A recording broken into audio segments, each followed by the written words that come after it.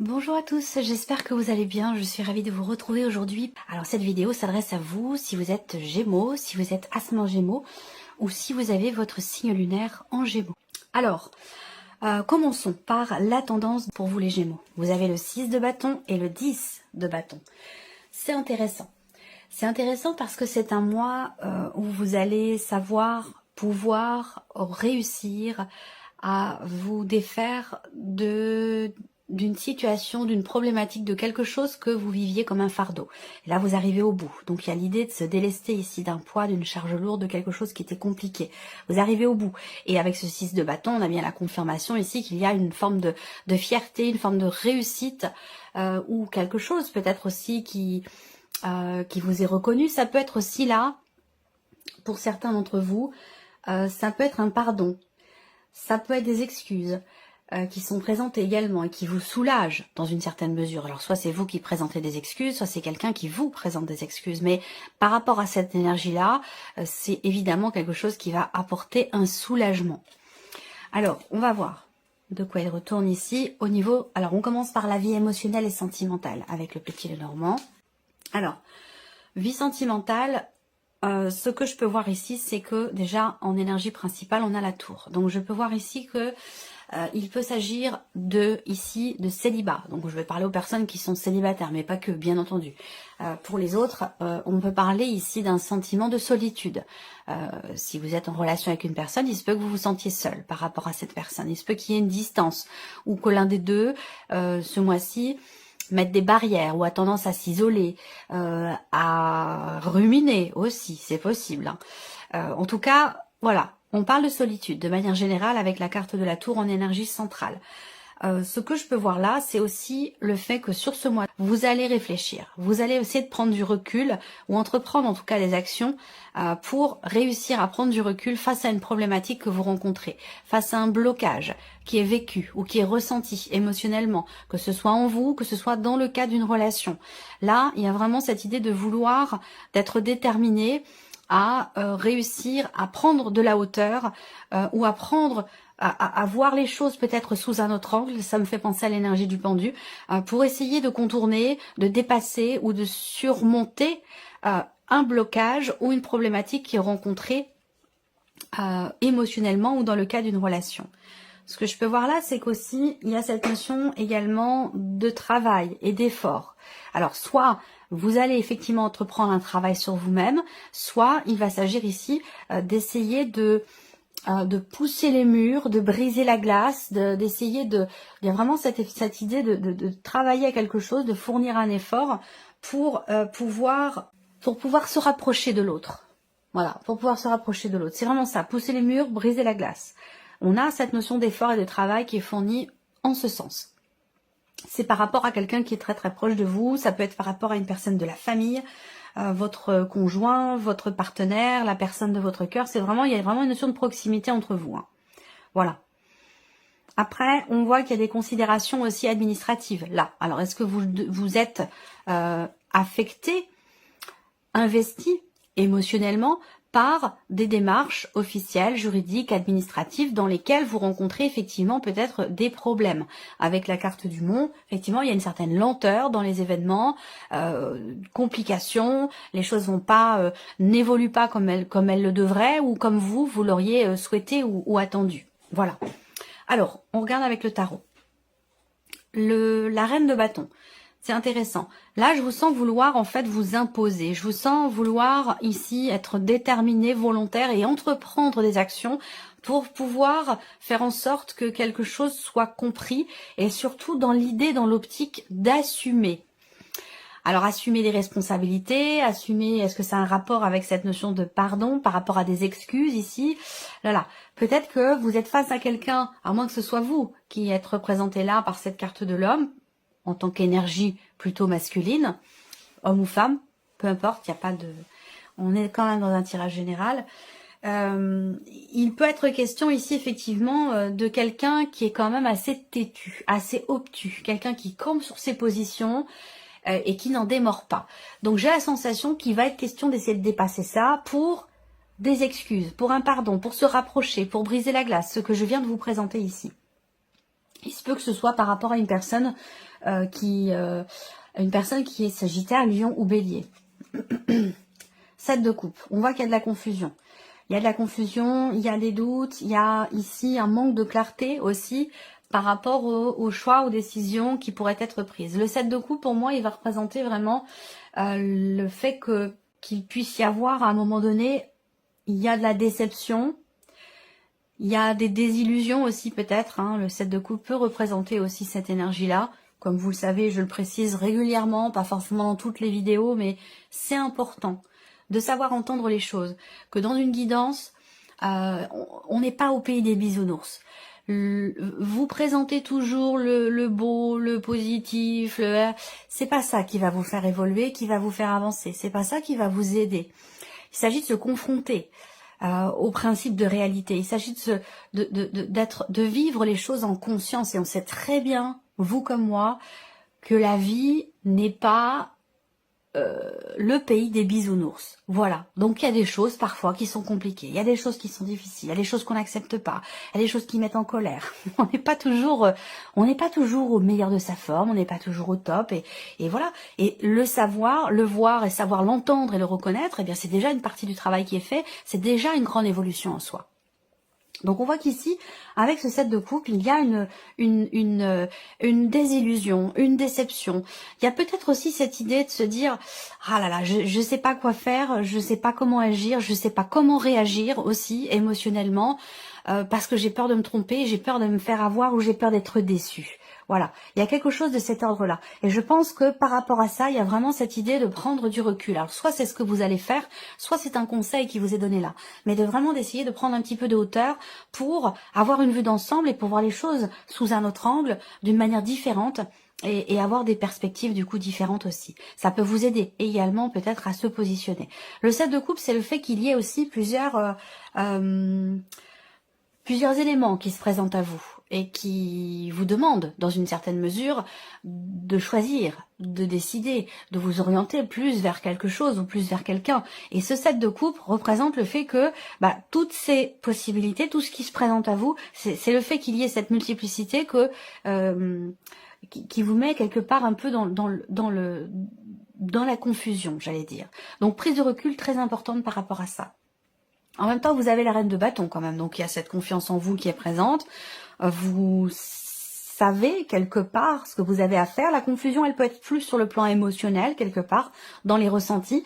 En tout cas, avec la reine de bâton, c'est quand même quelqu'un qui est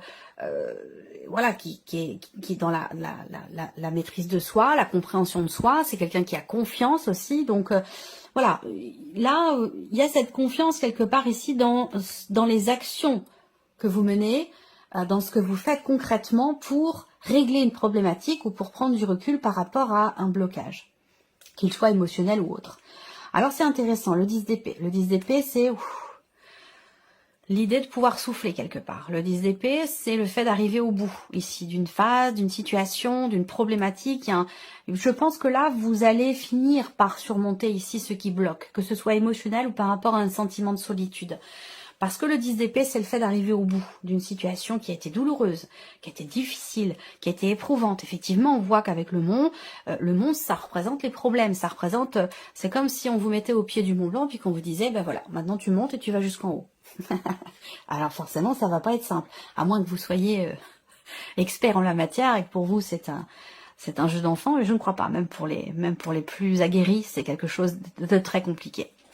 Donc là, au bout, vous arrivez au bout avec le 10 d'épée, c'est intéressant. Je pense que ce qui est intéressant aussi, c'est cette reine de bâton. C'est cette... vous gardez... vous restez la tête haute, vous restez... il y a cette confiance en vous, quelque part ici, malgré... peut-être un sentiment de solitude, malgré une déception par rapport à un divorce aussi pour certains d'entre vous, des considérations juridiques, administratives, il peut y avoir des retards, des choses qui sont reportées, qui sont bloquées, ça se passe pas comme prévu. Voilà, quelle que soit votre situation ici, je pense qu'avec les reines de bâton, en fait, il y a vraiment cette confiance en vous qui est là, qui est présente. Donc ça va grandement vous aider dans les actions que vous allez entreprendre, dans cette prise de hauteur, de recul, pour arriver au bout de quelque chose qui a été quand même, pour vous, dans ce que vous vivez ou dans ce que vous ressentez, qui a été quand même éprouvant. Voilà. Alors, le travail, vie active et vie professionnelle. Si vous ne travaillez pas, ça va représenter vos démarches, ce que vous faites de vos journées, vos activités, ce que vous entreprenez. Et pour les autres, ce sera la vie pro. Alors, ici, il y a une notion d'ouverture. Avec le jardin, il y a des interactions ici. Donc des interactions dans le cadre d'un projet ici, pour créer son entreprise, pour se mettre à son compte, ou pour un autre projet, quel qu'il soit, professionnel. On voit que là, il est question d'avoir affaire à une personne ou même plusieurs personnes. Il va s'agir ici vraiment d'interactions sociales pour mettre en place un projet. Alors le serpent, pour moi, ça va représenter le fait qu'il puisse y avoir des petites contrariétés. Pour d'autres ici, dans la sphère professionnelle, et particulièrement dans le cadre d'une équipe de travail, avec des partenaires professionnels, on peut avoir ici l'idée que quelques petites tensions, des jalousies, une personne peut-être qui vous envie ou qui vous jalouse parce que ici il y a peut-être cette notion d'indépendance. Vous avez plus d'indépendance que les autres. On vous fait plus confiance. Et ça peut être quelque chose qui n'est pas forcément bien vécu par là où les personnes qui vous entourent dans la sphère professionnelle. Donc il peut y avoir des petites jalousies comme ça. On voit que là il y a quelque chose qui vous tracasse aussi. Alors le serpent, ça va représenter aussi les contrariétés sans pour autant que ce soit non plus important ou dramatique. Il y a des petites choses à régler. Il peut y avoir ici des contrariétés ou une déception par rapport à quelque chose de financier aussi pour certains d'entre vous dans la sphère professionnelle. On voit que vous êtes tracassé aussi. L'idée d'une problématique, d'un tracas ici, qui est toujours encore par rapport à un projet ou par rapport à l'aspect financier de votre vie professionnelle. Il y a des inquiétudes aussi, peut-être que parce que vous avez un voyage à faire, vous avez un déplacement professionnel avec peut-être une ou plusieurs personnes, et ça c'est quelque chose que vous appréhendez peut-être parce que vous n'êtes pas forcément en très très bon terme avec une ou plusieurs de ces personnes, et ça peut être quelque chose que vous appréhendez. On regarde ici avec le tarot, vie active et professionnelle pour vous les Gémeaux. Le roi de coupe, c'est très bien. Parce que le roi de coupe, c'est vraiment quelqu'un qui gère bien. Il y a l'idée de savoir se contenir face aux jaloux, face aux médisances, face aux contrariétés. Avec le roi de coupe, on gère, on accepte, on comprend, on accueille. Il n'y a pas de débordement. Il n'y a pas de débordement, il n'y a pas de...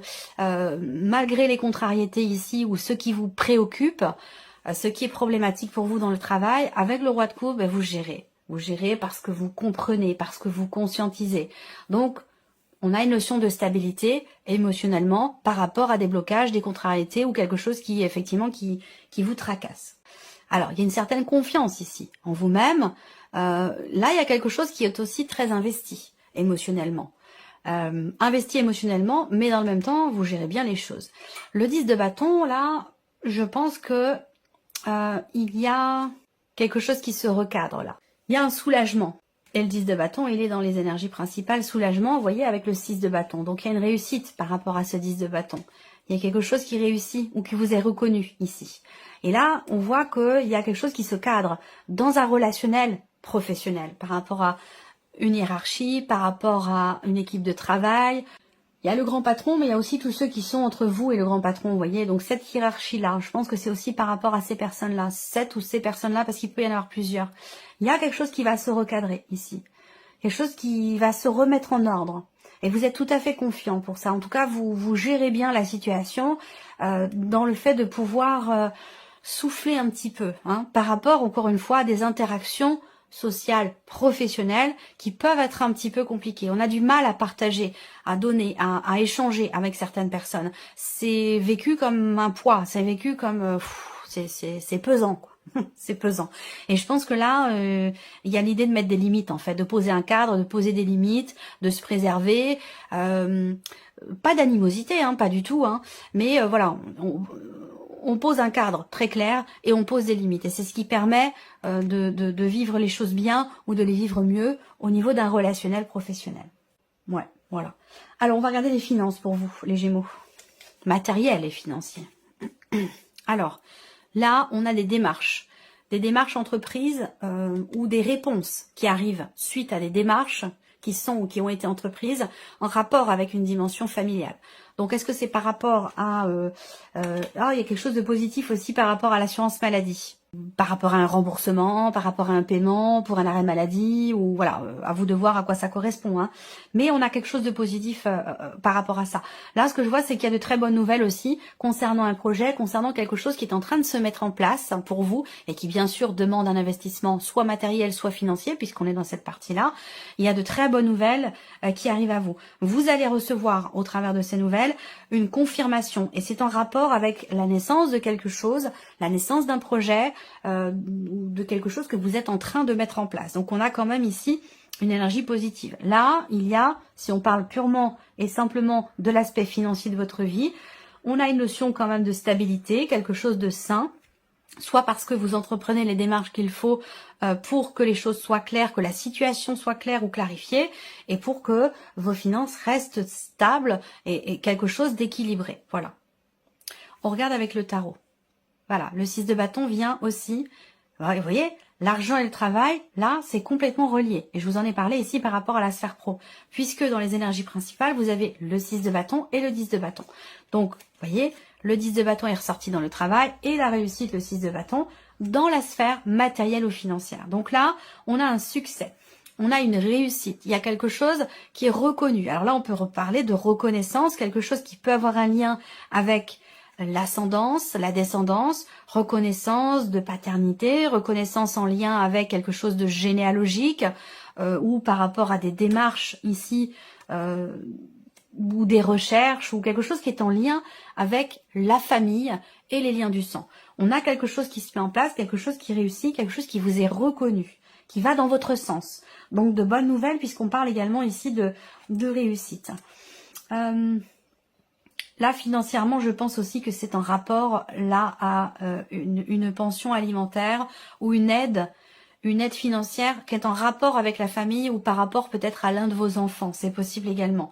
Auquel cas, c'est par rapport à quelqu'un qui est l'un de vos enfants qui est poisson, cancer ou scorpion. C'est possible. Là, on a ici encore une fois une notion de réussite, une notion de fierté dans les démarches qui sont entreprises pour un projet, pour la naissance de quelque chose qui vous tient beaucoup à cœur.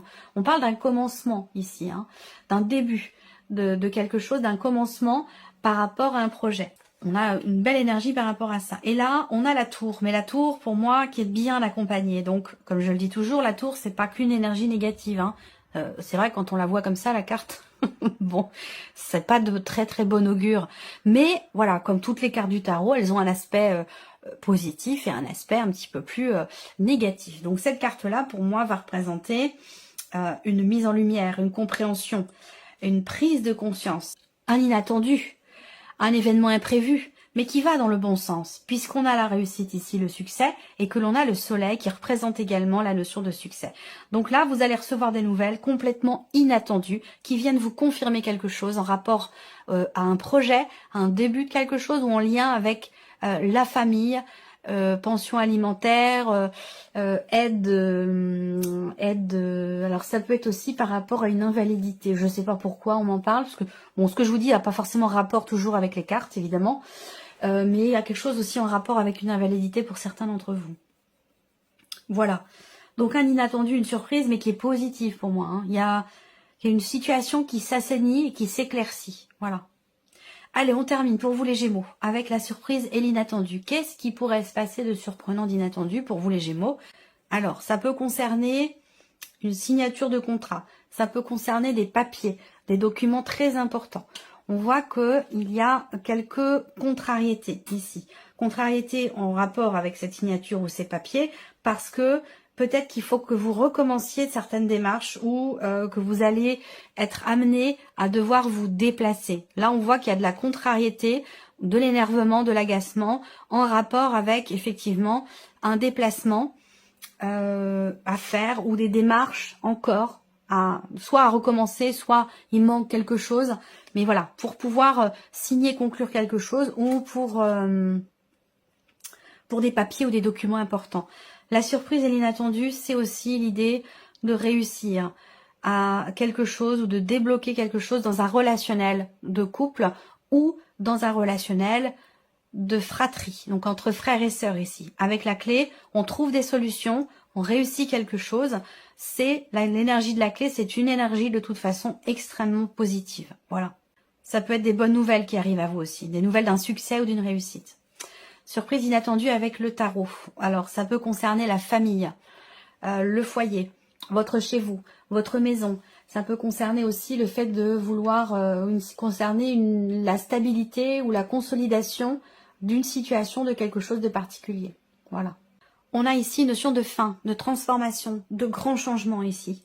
Soit dans le cas d'une fratrie, soit au niveau du couple. Ça peut être aussi une discussion, un échange, un dialogue, une conversation qui amène un changement très important, qui amène des solutions au niveau familial. Donc peut-être aussi dans le cadre d'une succession, d'un héritage ou quelque chose comme ça, c'est possible. Et là on a le cavalier de bâton, donc peut-être que ça a un lien aussi avec l'étranger. Là il va s'agir également, avec le tarot, la surprise et l'inattendu, elle peut venir de l'étranger, elle peut venir d'une autre région, d'un autre pays, ou en tout cas de quelque chose, d'une situation qui a un rapport avec l'étranger. Et peut-être aussi un rapport avec une personne qui est d'un signe de feu, Sagittaire, Lion ou Bélier. Voilà pour vous, amis Gémeaux. Puis on se retrouve très bientôt pour les prochaines vidéos. Au revoir.